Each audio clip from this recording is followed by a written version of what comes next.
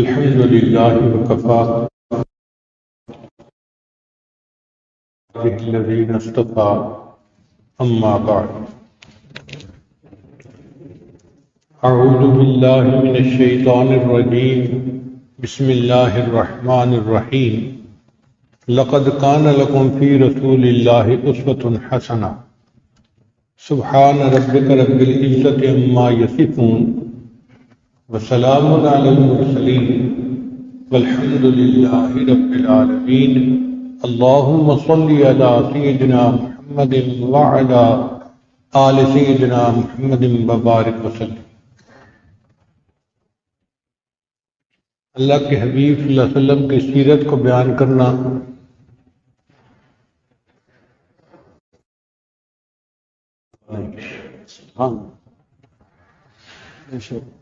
جن کی منقبت اللہ نے بیان فرمائی ہو تو مخلوق میں سے کوئی ان کی منقبت کیا بیان کر سکتا ہے؟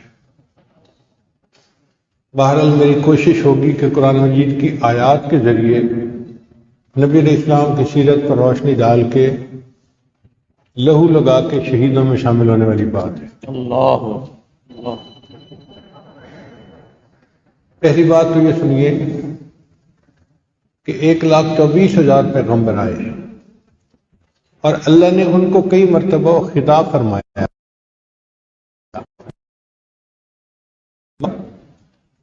یا آدم، یا نوح، یا زکریا، یا ابراہیم، یا موسیٰ، یا عیسیٰ۔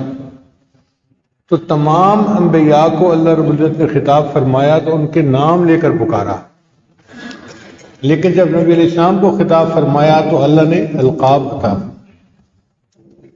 یا ایھا المزمل، یا ایھا النبی، یا ایھا الرسول، ان ناموں سے اللہ کے حبیب صلی اللہ علیہ وسلم کو خطاب فرمایا۔ تو نبی علیہ السلام کو القاب کے ساتھ خطاب فرمانا اس بات کی دلیل ہے کہ اللہ تعالیٰ ان کو کتنی عزت دے رہے ہیں۔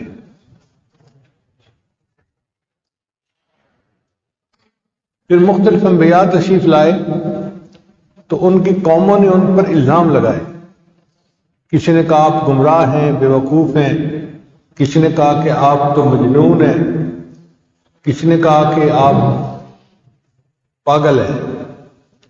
تو اللہ رب العزت نے ان انبیاء کرام کی زبان سے ان کی قوم کو جواب دلوایا۔ ایک پیغمبر اسلام نے کہا یا قوم لیس بی ضلالہ، یا قوم لیس بی سفاہہ، اے میری قوم میں پاگل نہیں ہوں، میں جو باتیں کرتا ہوں وہ اچھی باتیں کرتا ہوں۔ تو جواب تو اللہ نے دلوایا مگر ان انبیاء کی زبان سے دلوایا۔ لیکن جب نبی علیہ السلام کا معاملہ آیا تو ایک بدبخت نے نبی علیہ السلام کو براہ راست خود جواب عطا فرمایا نون والقلم وما یسطرون ما انت بنعمت ربک بمجنون، اے میرے محبوب آپ تو مجنون نہیں ہیں، وانک لعلی خلق عظیم، آپ تو اخلاق کے اونچے مرتبے پر فائز ہیں۔ اور پھر اس بندے کو ایسی گت بنائی کہ جو آپ کو مجنون کہتا ہے، وَلَا تُطِعْ كُلَّ حَلَّافٍ مَّهِينٍ هَمَّازٍ مَّشَّاءٍ بِنَمِيمٍ مَّنَّاعٍ لِّلْخَيْرِ مُعْتَدٍ أَثِيمٍ عُتُلٍّ بَعْدَ ذَلِكَ زَنِيمٍ۔ اللہ نے اس کو 8 گالیاں دی کہ یہ ہوتا کون ہے میرے محبوب کے متعلق ایسی بات کہنے والا۔ یعنی اس آیت کو پڑھے تو ایسے لگتا ہے کہ اللہ تعالیٰ اتنے جلال میں تھے کہ شاید ایسے جلال میں کبھی خطاب نہیں فرمایا ہوگا پورے قرآن مجید میں۔ کیوں؟ اس نے اللہ کے محبوب صلی اللہ علیہ وسلم کو مجنون کہا تھا۔ پھر جب کفار کی سازشوں سے نبی علیہ السلام کا دل مغموم ہوتا تھا تو اللہ تعالیٰ اپنے محبوب صلی اللہ علیہ وسلم کو تسلی دیتے تھے، اے میرے محبوب غم نہ کیجئے، فَإِنَّكَ بِأَعْيُنِنَا، آپ تو ہماری نظروں کے سامنے ہیں۔ وہ کیسی ہستی ہوں گی کہ اللہ فرماتے ہیں کہ میرے محبوب آپ تو میری نگاہوں کے سامنے ہیں۔ جن کے چہرے پر اللہ کی محبت کی نظر پڑتی ہوگی وہ کتنی مقبول ہستی ہوگی۔ پھر سب انبیاء نے اللہ تعالیٰ کی وحدانیت کی گواہی دی، مگر وہ بن دیکھے تھی۔ ایک ہوتا ہے دیکھ کے گواہی دینا، اس کی اہمیت زیادہ ہوتی ہے۔ اللہ تعالیٰ نے اپنے محبوب صلی اللہ علیہ وسلم کو معراج پر بلایا، نبی علیہ السلام مدینہ سے بیت المقدس تشریف لے گئے اور وہاں پر سب انبیاء کی امامت فرمائی، اور پھر وہاں سے معراج پر تشریف لے گئے۔ سدرۃ المنتہا عندہا جنت المأویٰ، اتنا اللہ کا قرب حاصل ہوا کہ قاب قوسین او ادنیٰ، جیسے ایک کمان کے دو سرے ہوتے ہیں نا، یا اس سے بھی تھوڑا فاصلہ درمیان میں رہ گیا۔ اللہ کا ایسا قرب حاصل ہوا، اور پھر اللہ نے اپنے محبوب سے باتیں کی، جو چاہا باتیں کی۔ فَأَوْحَىٰ إِلَىٰ عَبْدِهِ مَا أَوْحَىٰ، اللہ تعالیٰ کے حبیب سے ہم نے جنت کا بھی دیدار کیا، جہنم کو بھی دیکھا، آسمان کے فرشتوں کو بھی دیکھا، لوح و قلم کو بھی دیکھا۔ ان تمام چیزوں کو دیکھنے کے بعد نبی علیہ السلام تشریف لائے، اور آپ نے آ کے امت کو درس دیا کہ دیکھو میں جنت اور جہنم کو خود دیکھ کے آیا ہوں۔ تو اس کا مطلب ہے آپ کی گواہی سب انبیاء کی گواہی سے بہت اونچا مرتبہ رکھتی ہے۔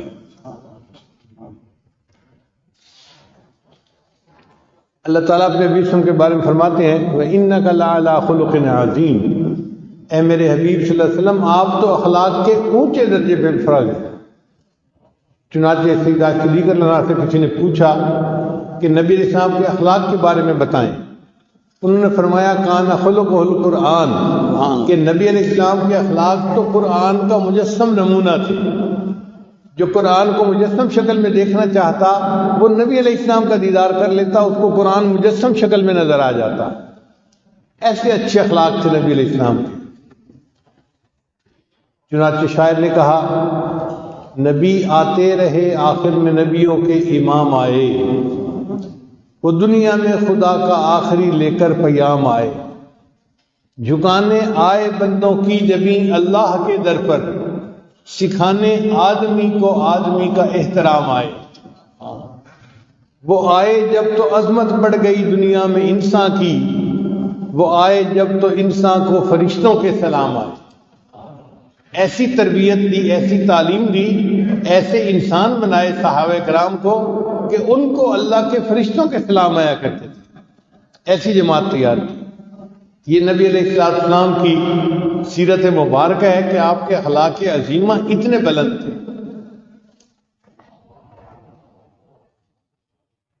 اللہ تعالیٰ فرماتے ہیں لقد کان لکم فی رسول اللہ اسوۃ حسنہ، تحقیق تمہارے لیے رسول اللہ صلی اللہ علیہ وسلم کی زندگی میں بہترین نمونہ موجود ہے۔ اللہ کے حبیب صلی اللہ علیہ وسلم کی زندگی کامل زندگی۔ آپ نے اگر غور کیا ہوگا تو جتنے لوگ دنیا میں آتے ہیں اور بڑے بڑے کام کرتے ہیں، ان کے جانے کے بعد ہر بندہ کہتا ہے زندگی نے وفا نہ کی، اگر کچھ موقع مل جاتا تو وہ اور زیادہ کام کرتے۔ علامہ اقبال نے کتنا عظیم کام کیا، ان کے بعد بھی لوگوں نے یہی کہا کہ اگر زندگی وفا کرتی تو وہ اور اچھا کلام لکھتے۔ مولانا روم رحمۃ اللہ علیہ نے مثنوی لکھی، لوگوں نے ان کے مرنے کے بعد یہی کہا اگر اور مہلت مل جاتی تو وہ اور اچھا کلام لکھتے۔ بڑے بڑے جرنیل آئے، فاتح آئے، دنیا کے بادشاہ آئے، انہوں نے بڑی عظیم فتوحات کی، مگر ہر کسی کے بعد لوگوں نے یہی کہا کہ زندگی نے وفا نہ کی، اگر اور مہلت مل جاتی تو اس سے بھی اچھا کام کرتے۔ شیکسپیئر نے کتنے اچھے ناول لکھے ہیں انگریزی میں، پوری دنیا میں پڑھے جاتے ہیں، مگر دنیا نے اس کے بعد بھی یہی لکھا کہ اگر اس کو اور مہلت مل جاتی تو وہ اور اچھے لکھتا ناول۔ اس کا مطلب یہ کہ دنیا میں جتنے انسان بھی آئے وہ ادھوری زندگی گزار کے گئے، پوری زندگی کوئی نہیں گزار کے گیا۔ ابھی حسرتیں تھیں اور بھی کرنا ہے، نہیں کر سکے کہ عمر کا حصہ ختم ہو گیا۔ لیکن پوری تاریخ انسانیت میں اللہ کے حبیب صلی اللہ علیہ وسلم ایسی ذات ہیں، ایسی شخصیت ہیں۔ 1,24,000 صحابہ کا مجمع ہے۔ حجۃ الوداع کے موقع پہ نبی علیہ السلام نے فرمایا اے لوگو، میں جس مقصد کو لے کے دنیا میں آیا تھا بتاؤ کیا میں نے وہ مقصد پورا کر دیا؟ 1,24,000 صحابہ نے بلند آواز سے کہا اے محبوب صلی اللہ علیہ وسلم ادیت الامانہ ونصح الامہ، آپ نے امانت کو پہنچا دیا، امت کو نصیحت کر دی۔ تو نبی علیہ السلام نے شہادت کی انگلی آسمان کی طرف کر کے کہا اللہم اشہد، اے اللہ گواہ رہنا، میں جو مقصد لے کے دنیا میں آیا تھا میں اس مقصد کو پورا کر کے جا رہا ہوں۔ تو پوری تاریخ انسانیت میں اگر کامل زندگی کوئی ہے تو ہمارے آقا صلی اللہ علیہ وسلم کی زندگی ہے، باقی سب زندگیاں نامکمل زندگیاں۔ ہم نامکمل زندگیاں والوں کو اپنا کیوں قائد بنائیں؟ ہم اس کو قائد بنائیں جس کی کامل زندگی تھی۔ میرا قائد ہے وہ زندگی پیغام تھا جس کا، محمد نام تھا جس کا، محبت کام تھا جس کا، وہ رفتہ رفتہ جس نے قوم کو منزل عطا کر دی، کلی آغاز تھی جس کی، چمن انجام تھا جس کا۔ تو اللہ کے حبیب صلی اللہ علیہ وسلم نے ایسی کامل زندگی گزاری۔ پھر اللہ تعالیٰ قرآن مجید میں فرماتے ہیں اے میرے محبوب صلی اللہ علیہ وسلم ورفعنا لک ذکرک، آپ کے ذکر کو ہم نے بلند کیا۔ اللہ جن کا ذکر بلند کرے آپ سوچیں ان کو کیا عظمت ملی ہوگی۔ چنانچہ اس کی تھوڑا تفصیل سن لیجئے۔ پوری دنیا میں جو سورج طلوع ہوتا ہے نا، تو جس ملک میں فجر سب سے پہلے ہوتی ہے اس ملک کا نام ہے فجی۔ فجی کو مشرق دنیا کہتے ہیں کہ دنیا کا مشرق کا، یہ آسٹریلیا سے بھی آگے ایک ملک ہے۔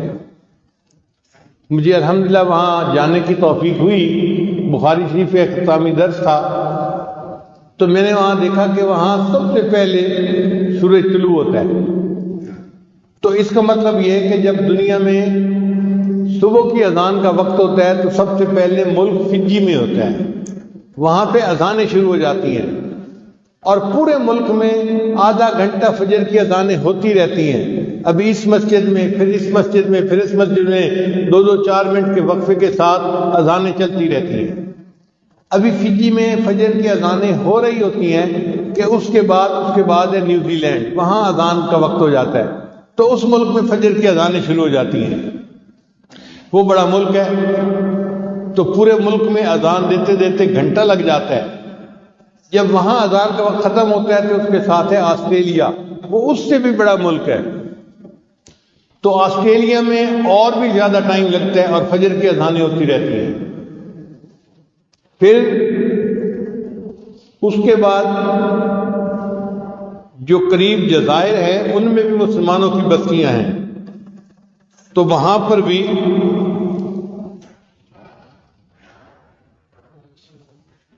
فجر کی اذانیں ہوتی ہیں۔ پھر ان کے بعد ایک ملک آتا ہے برونائی، وہ بھی مسلمان ملک ہیں، تو وہاں پر فجر کی اذانیں شروع ہو جاتی ہیں۔ ابھی وہاں فجر کی اذانیں ختم نہیں ہوئی ہوتی کہ اس کے ساتھ ہے ملائیشیا، وہاں اذانیں شروع ہو جاتی ہیں۔ پھر اس کے بعد ہے انڈونیشیا، وہاں اذانیں شروع ہو جاتی ہیں۔ پھر ابھی فجر کی اذانیں وہاں ختم نہیں ہوتی کہ سنگاپور میں اذانیں شروع ہو جاتی ہیں۔ پھر سنگاپور کے بعد برما میں اذانیں شروع ہو جاتی ہیں، وہاں بھی بہت مسلمان ہیں۔ پھر برما کے بعد بنگلہ دیش میں، انڈیا میں، پھر انڈیا میں اور پاکستان میں آدھے گھنٹے کا فرق ہے۔ ابھی انڈیا کی مسجدوں میں فجر کی اذانیں ہو رہی ہوتی ہیں کہ پاکستان میں وقت ہو جاتا ہے، تو پورے ملک میں فجر کی اذانیں ہوتی ہیں۔ اب آپ جانتے ہیں کہ پاکستان میں پشاور سے کراچی تک تقریباً آدھے گھنٹے کا ٹائم ڈیفرنٹ ہے۔ اگر عشاء کا وقت ہو جاتا ہے پشاور میں تو مغرب تو کراچی میں آدھے گھنٹے کے بعد وقت ہوتا ہے، تو آدھا گھنٹہ پورے ملک میں اذانیں ہوتی رہتی ہیں ایک نماز کی۔ اب جب پاکستان میں فجر کی اذانیں ختم ہوتی ہیں تو دبئی اور پاکستان میں 1 گھنٹے کا فرق ہے، پھر دبئی میں اذانیں شروع ہو جاتی ہیں۔ ایمریٹس کے جتنے ممالک ہیں ان میں فجر کی اذانیں، پھر جب ایمریٹس کے ممالک میں فجر کی اذانیں ہو رہی ہوتی ہیں تو سعودی عرب اور دبئی میں پھر 1 گھنٹے کا فاصلہ ہے، وہاں پھر فجر کی اذانیں سعودی عرب میں شروع ہو جاتی ہیں۔ جب سعودی عرب میں فجر کی اذانیں ہو رہی ہوتی ہیں تو اتنا ٹائم گزر جاتا ہے کہ فجی میں ظہر کی اذان شروع ہو جاتی ہے، پھر ظہر کی اذان، اسی طرح ہوتے ہوتے پھر عصر کی اذان، پھر مغرب کی اذان، پھر عشاء کی اذان۔ اس کا مطلب یہ کہ پوری دنیا میں کوئی ایسا وقت نہیں کہ دنیا کی کسی نہ کسی مسجد میں اذان اقامت نہ ہو رہی ہو اور نبی علیہ السلام کا ذکر نہ بلند ہو رہا ہو۔ اگر ہمارے پاس کوئی ایسا کنٹرول سینٹر ہوتا کہ پوری دنیا کی اذان کی آوازیں ہمیں آتی تو ہم ایک جگہ بیٹھ کر دیکھتے کہ یہاں اذان ختم نہیں ہوئی یہاں شروع ہو گئی، یہاں ختم نہیں یہاں شروع ہو گئی، یہاں ختم نہیں یہاں شروع ہو گئی۔ پوری دنیا میں ہر وقت کہیں نہ کہیں اللہ اپنے محبوب کے نام کو بلند کر رہے ہیں، اذان اور اقامت کی آواز ہو رہی ہے۔ وَرَفَعْنَا لَكَ ذِكْرَكَ، اے محبوب ہم نے آپ کے ذکر کو بلند کر دیا۔ پھر اللہ تعالیٰ قرآن مجید میں فرماتے ہیں وَلَلْآخِرَةُ خَيْرٌ لَكَ مِنَ الْأُولَىٰ، اے میرے محبوب صلی اللہ علیہ وسلم آپ کا آنے والا وقت آپ کے گزرے ہوئے وقت سے زیادہ اعلیٰ۔ اس کا مطلب یہ کہ نبی علیہ السلام کے بچپن سے آپ کا لڑکپن زیادہ اعلیٰ، نبی علیہ السلام کے لڑکپن سے آپ صلی اللہ علیہ وسلم کی جوانی زیادہ اعلیٰ، نبی علیہ السلام کی جوانی سے آپ کا بڑھاپا زیادہ اعلیٰ، اور آپ کا دنیا میں رہنے سے آپ کا برزخ میں چلے جانا اس سے بھی اعلیٰ، پھر آپ کے برزخ میں رہنے سے آپ کا قیامت کے دن مقام محمود پہ جانا اس سے بھی اعلیٰ، پھر مقام محمود سے اپنی امت کو لے کر آپ کا جنت میں چلے جانا اس سے بھی اعلیٰ۔ یعنی نبی علیہ السلام کو اللہ نے ایسی یعنی شان عطا فرمائی کہ آپ کی زندگی میں زوال نہیں ہے۔ آپ دیکھیں دنیا میں ہر چیز میں عروج اور زوال ہے، سورج طلوع ہوتا ہے عروج ملتا ہے، لیکن یہ عروج 12 بجے تک رہتا ہے، 12 بجے کے بعد پھر زوال شروع ہو جاتا ہے، حتیٰ کہ عصر کے وقت اور زیادہ، اور مغرب کے وقت تو سورج ہی غروب ہو جاتا ہے۔ عروج اور زوال ہر انسان کی زندگی میں، بچہ پیدا ہوتا ہے اس کو عروج ملتا ہے، لڑکپن میں اور زیادہ طاقت، پھر جوانی میں اور زیادہ طاقت، اس کو عروج ملتا ہے، پھر اس کے بعد بڑھاپا آتا ہے تو اس کو زوال مل جاتا ہے۔ تو پوری دنیا میں عروج اور زوال کا یہ سلسلہ چل رہا ہے۔ ایک درخت پیدا ہوتا ہے عروج ملتا ہے، اس کو پھل لگتے ہیں عروج ہوتا ہے، پھر ایک وقت آتا ہے کہ بوڑھا ہو جاتا ہے، پھل ختم ہو جاتے ہیں، لکڑی پرانی ہو جاتی ہے، پتے ختم ہو جاتے ہیں تو زوال آ گیا۔ عروج اور زوال کی یہ داستان ہر چیز کے ساتھ لگی ہوئی ہے، لیکن اللہ کے حبیب صلی اللہ علیہ وسلم کو اللہ نے وہ شان عطا فرمائی۔ اللہ فرماتے ہیں وَلَلْآخِرَةُ خَيْرٌ لَكَ مِنَ الْأُولَىٰ، اے میرے محبوب صلی اللہ علیہ وسلم آپ کا آنے والا وقت آپ کے گزرے وقت سے زیادہ اچھا ہوگا، یعنی عروج ہی عروج ہوگا، آپ کی زندگی میں زوال نہیں ہے۔ اور یہی بات سیدہ صدیقہ رضی اللہ عنہا نے اپنے اشعار میں کہی، انہوں نے اشعار لکھے لنا شمسم وللآفاق شمسو، اے آسمان ایک تیرا بھی سورج ہے اور ایک میرا بھی سورج ہے، لیکن آسمان تیرا سورج فجر کے بعد طلوع ہوتا ہے اور میرا سورج عشاء کے بعد طلوع ہوتا ہے، کیونکہ نبی علیہ السلام عشاء کی نماز پڑھ کے ازواج مطہرات کے پاس تشریف لے جاتے تھے، تو ام المؤمنین عائشہ صدیقہ فرماتی ہیں کہ میرا سورج تو عشاء کے بعد طلوع ہوتا ہے، مگر اے دنیا کے سورج تیرے اور میرے سورج میں یہ فرق ہے کہ تجھے عروج بھی ہے زوال بھی ہے، لیکن میرا سورج ایسا ہے جس کو اللہ نے صرف عروج دیا، اس کی زندگی میں کبھی زوال نہیں آئے۔ وَلَلْآخِرَةُ خَيْرٌ لَكَ مِنَ الْأُولَىٰ، پھر اللہ تعالیٰ فرماتے ہیں اے میرے حبیب صلی اللہ علیہ وسلم وَلَسَوْفَ يُعْطِيكَ رَبُّكَ فَتَرْضَىٰ، تیرا رب تجھے اتنا عطا کرے گا کہ تو راضی ہو جائے گا۔ ہمارے حضرت مرشد عالم رحمۃ اللہ اس کا ترجمہ کیا کرتے تھے، اے میرے حبیب صلی اللہ علیہ وسلم اللہ آپ کو اتنا دے گا کہ آپ بس بس کرنے لگ جائیں گے۔ ایک بندہ اپنے دونوں ہاتھ پھیلائے اور دوسرا ڈالنے والا اس میں کوئی زیادہ چیز ڈال دے نا تو وہ کہتے ہیں بس بس بس ہی، یا کوئی برتن دے دودھ بھر دے اور وہ اوپر تک برتن کو بھر دے تو وہ کہتے ہیں جی بس بس بس برتن بھر گیا۔ تو اللہ فرماتے ہیں کہ اے میرے محبوب میں آپ کو اتنا عطا کروں گا کہ آپ بس بس کرنے لگ جائیں گے، اتنی رحمت ہوگی۔ حدیث مبارکہ میں آتا ہے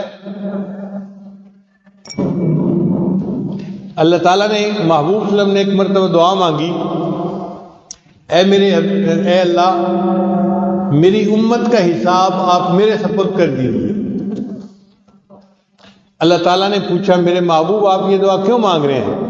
اے اللہ یہ دعا اس لیے مانگ رہا ہوں کہ امت کا حساب جب میں لوں گا تو پھر دوسری امتوں کے سامنے میری امت کے گناہ نہیں کھلیں گے اور مجھے ندامت شرمندگی نہیں ہوگی۔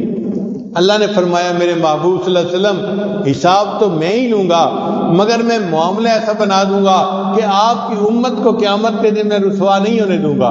یوم لا یخزی اللہ النبی والذین آمنوا معہ، قیامت کے دن اللہ اپنے محبوب کو بھی رسوا نہیں ہونے دیں گے اور جو ایمان لائے ان کو بھی رسوا نہیں ہونے دیں گے۔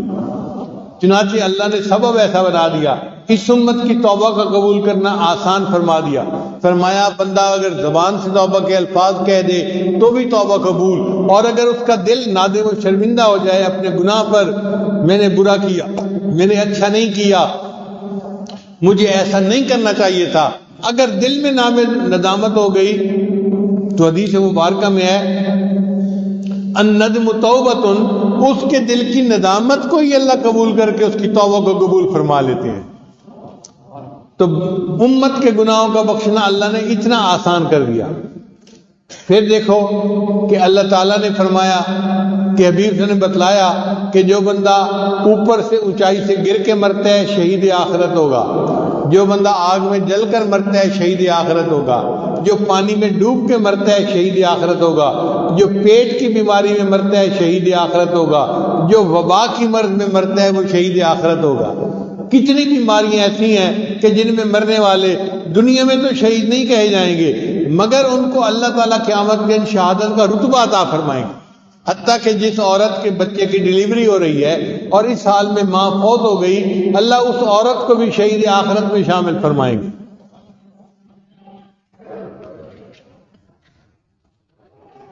پھر امت میں جو کسی کو تکلیف پہنچتی ہے، زخم لگا، غربت آئی، تنگی آئی، فاقہ اٹھانا پڑا، برداشت کرنا پڑا، تو جتنی امت یہ تکلیفیں برداشت کرتی ہے ہر کے بدلے اللہ اس کے گناہوں کو معاف فرما دیتے ہیں۔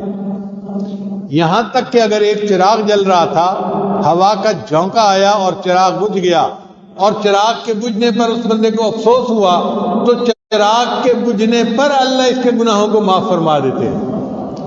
علماء نے یہاں تک لکھا کہ اگر اس کی 2 جیبیں تھیں اور اس نے ایک جیب میں اپنے پیسے ڈالے، مگر نکالتے وقت دوسری جیب میں ہاتھ ڈال بیٹھا تو جیب خالی تھی، تو اس کو ایک یعنی مومنٹریلی جیسے دھکا لگتا ہے نا، ذہنی صدمہ ہوتا ہے، وہ میرے پیسے کہاں گئے، اور اس کو دوسری جیب میں مل گئے، تو یہ جو ایک لمحے کا ذہنی صدمہ ملا، اللہ اس پر بھی اس کے گناہوں کو معاف فرما دیتے ہیں۔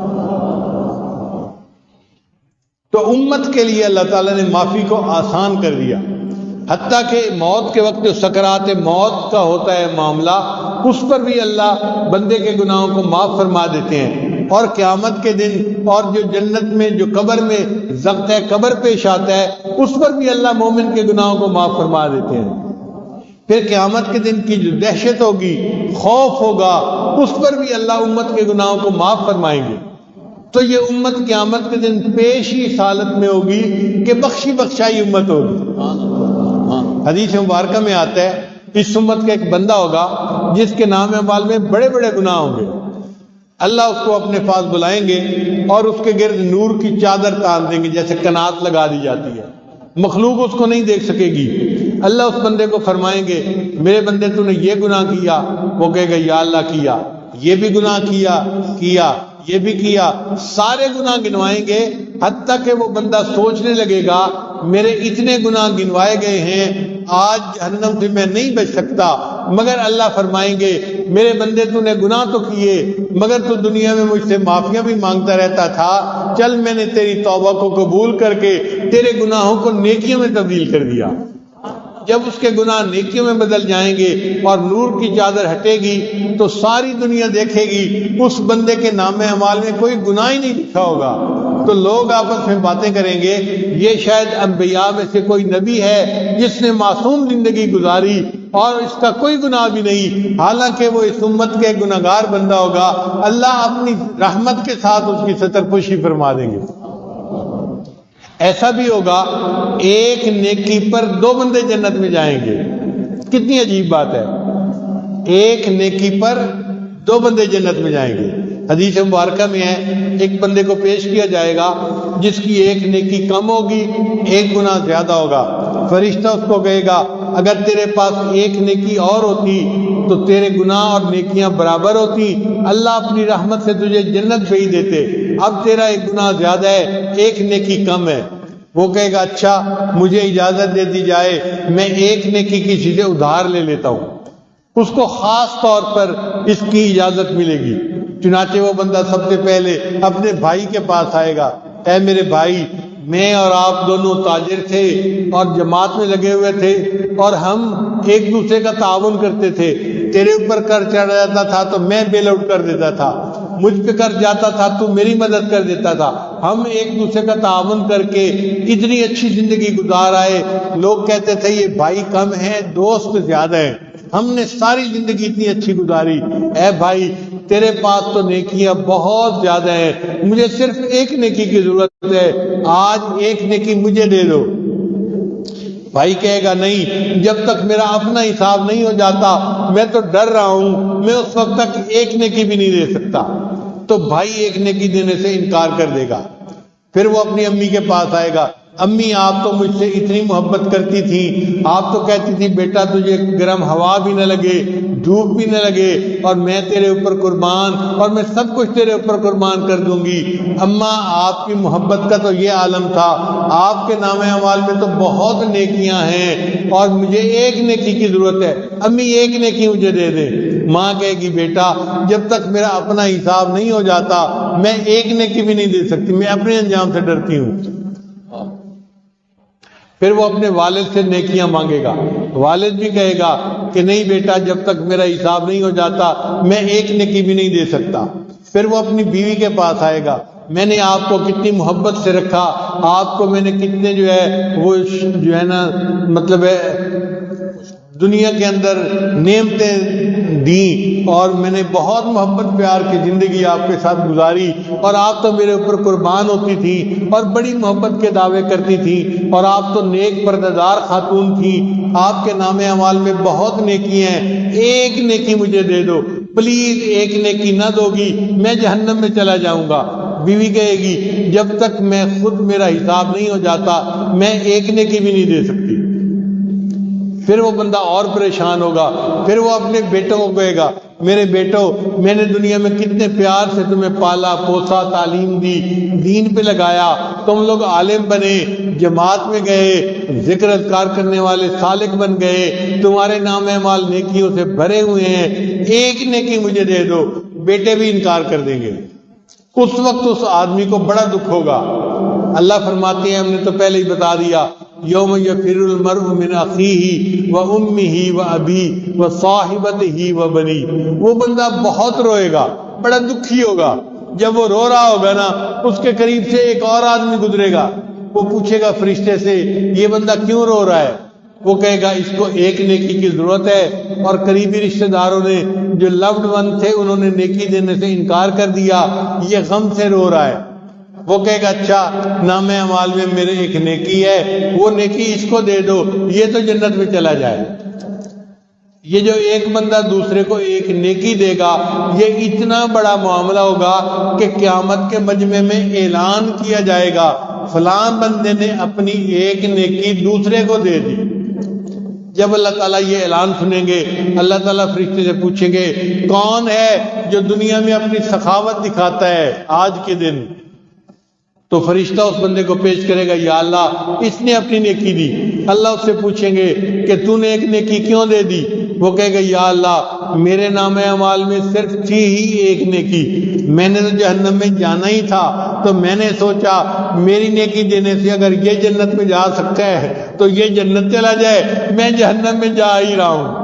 اللہ فرمائیں گے اچھا تو بندہ ہو کے اپنی ایسی سخاوت دکھاتا ہے، سخاوت تو دکھانے کی شان میرے اندر ہے، میں اپنی سخاوت دکھاتا ہوں، میں تجھے اور اس بندے دونوں کو جنت عطا فرما دوں گا۔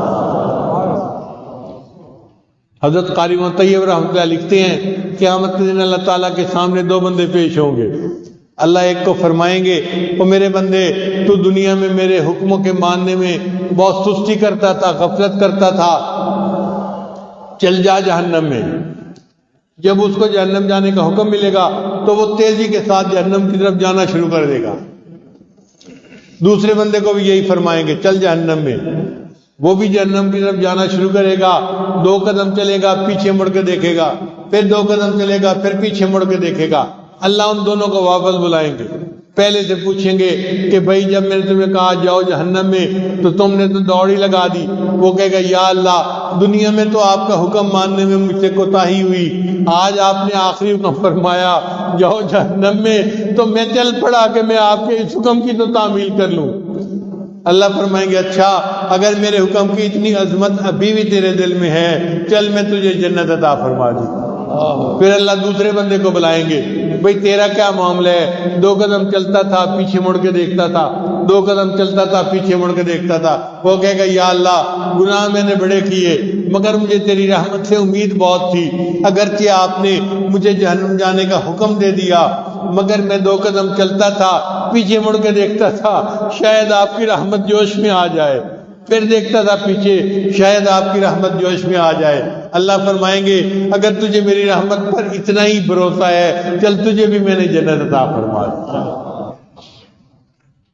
نبی علیہ السلام تشریف فرما ہیں، ابوبکر صدیق لا نبی ہیں اور عمر لا نبی ساتھ ہیں۔ نبی علیہ السلام نے دعا مانگی اے اللہ میری امت پر اپنی خصوصی رحمت فرمانا۔ اللہ نے وعدہ فرما دیا میرے پیارے حبیب صلی اللہ علیہ وسلم میں جہنم میں سے لوگوں کا ایک لپ بھر کے نکالوں گا اور ان کو بغیر کسی اور عمل کے جنت عطا فرما دوں گا، اپنی رحمت سے جنت عطا فرما۔ لپ کہتے ہیں یہ جو 2 کرتے ہیں، اگر ہم چاول کے دانوں کی لپ بھرے نا تو ہزاروں چاول کے دانے تو ہماری لپ میں آ جائیں گے۔ اب آپ سوچئے جب ہماری لپ میں ہزاروں دانے آ جاتے ہیں اللہ تعالیٰ کتنے بڑے ہیں اور اللہ کی لپ کتنی بڑی ہوگی۔ جب اللہ لپ بھریں گے تو خربوں خربوں جہنمی جہنم سے نکل کے جنت میں چلے جائیں گے۔ جب اللہ کے حبیب نے خوشخبری سنا دی، اللہ نے میرے ساتھ وعدہ فرما دیا کہ جہنم سے ایک لپ بھر کر نکال دیں گے، تو نبی علیہ السلام بھی خوش ہو گئے اور صحابہ بھی خوش ہو گئے۔ حضرت صدیق نے دوبارہ عرض کیا اے اللہ کے حبیب صلی اللہ علیہ وسلم اللہ تعالیٰ اس وقت رحمت کے جو ہے نا وہ رحمت کے معاملے میں ہیں، آپ اور دعا کیجئے امت کے لیے۔ عمر نے کہا ابو بکر جب اللہ نے ایک لپ بھر کر نکالنے کا وعدہ فرما دیا تم جانتے ہو نا اللہ کتنے بڑے ہیں اور اللہ کی لپ کتنی بڑی ہوگی۔ حضرت ابو بکر صدیق نے جواب دیا میں جانتا ہوں اللہ کی لپ بہت بڑی ہوگی لیکن عمر اگر کسی اور کا فائدہ ہو جاتا ہے تو تمہارا کیا نقصان ہے۔ نبی علیہ السلام نے پھر دعا مانگی، اللہ نے وعدہ فرما دیا میں 2 لپ بھر کر نکالوں گا اور ان لوگوں کو جنت عطا فرما دوں گا۔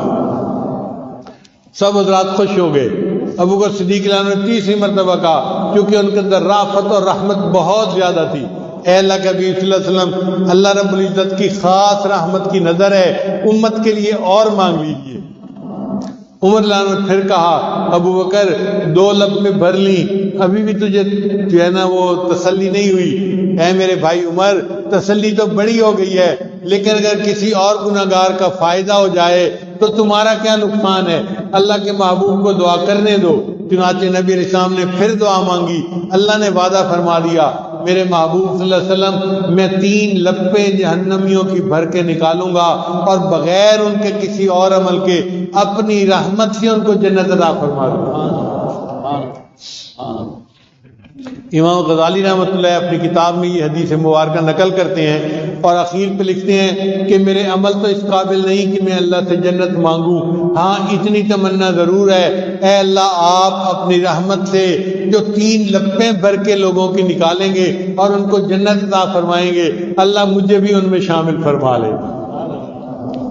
آقا صلی اللہ علیہ وسلم کی رحمت کی وجہ سے اللہ کی رحمت اتنی ہوگی کہ اللہ تعالیٰ کی رحمت حیران کر دے گی۔ حضرت قاری طیب رحمۃ اللہ نے اپنی کتاب میں لکھا ہے، فرماتے ہیں کہ اللہ کی رحمت کا اتنا ظہور ہوگا کہ ایک وقت آئے گا شیطان بھی سر اٹھا کر دیکھے گا آسمان کی طرف کہ شاید آج میری بھی بخشش ہو جائے۔ جب اتنے بڑے بڑے گناہگاروں کی مغفرت ہو گئی، شرابی کبابی زانیوں کی مغفرت ہو گئی تو شاید میری بھی مغفرت ہو جائے۔ تو جب شیطان کو بھی امید لگنے لگے گی، آپ سوچیں اللہ کی رحمت کا کتنا ظہور ہوگا۔ اور یہ ظہور کس وجہ سے ہوگا؟ اللہ کے حبیب صلی اللہ علیہ وسلم کی وجہ سے۔ اللہ فرماتے ہیں میرے محبوب صلی اللہ علیہ وسلم وَلَسَوْفَ يُعْطِيكَ رَبُّكَ فَتَرْضَىٰ، تیرا رب تجھے اتنا عطا کرے گا کہ تو راضی ہو جائے گا۔ حدیث مبارکہ میں آتا ہے جب یہ آیت اتری تو نبی علیہ السلام نے فرمایا اللہ نے میرے ساتھ وعدہ کیا ہے کہ اس وقت تک میں تجھے دیتا رہوں گا جب تک تو راضی نہیں ہو جاتا۔ تو نبی علیہ السلام نے فرمایا میں اس وقت تک راضی نہیں ہوں گا جب تک کہ میرا آخری امتی بھی جنت میں نہیں چلا جائے گا۔ اب سوچئے نبی علیہ السلام نے جب یہ فرما دیا میں اس وقت تک نہیں جو ہے نا وہ راضی ہوں گا جب تک میرا آخری امتی بھی جنت میں نہیں چلا جائے گا۔ اب اصل مسئلہ یہ ہے کہ اللہ میں کلمے میں موت عطا فرمائے اور قیامت کے دن نبی علیہ السلام کے امتیوں میں کھڑا فرمائے۔ جو لوگ سنت سے روگردانی کرتے ہیں یا شریعت سے مذاق کرتے ہیں تو موت کے وقت ان کا ایمان سلب کر لیا جاتا ہے۔ اس لیے اپنے ایمان کی فکر کرنی چاہیے، نبی علیہ السلام سے دل میں محبت رکھیں، آپ کی سنتوں سے دل میں محبت رکھیں تاکہ ان سنتوں کی برکت سے اللہ کے محبوب صاحب کے قدموں میں ہمیں قیامت کے دن جگہ مل جائے۔ نبی علیہ السلام نے فرمایا فَمَن رَغِبَ عَن سُنَّتِي فَلَيْسَ مِنِّي، جو میری سنت سے اعراض کرے گا وہ قیامت کے دن میری امت میں سے نہیں ہوگا۔ تو سنتوں کا اہتمام کرنے کی وجہ سے، ان کی پیروی کرنے کی وجہ سے ہم نبی علیہ السلام کے غلام بن کر قیامت کے دن کھڑے ہوں گے اور پھر جنت میں جانا آسان ہوگا، کیونکہ نبی علیہ السلام فرماتے ہیں میں اس وقت تک راضی نہیں ہوں گا جب تک کہ میرا آخری امتی بھی جنت میں نہیں چلا جائے گا۔ اللہ ہمیں اپنے حبیب صلی اللہ علیہ وسلم کی سچی محبت عطا فرمائے۔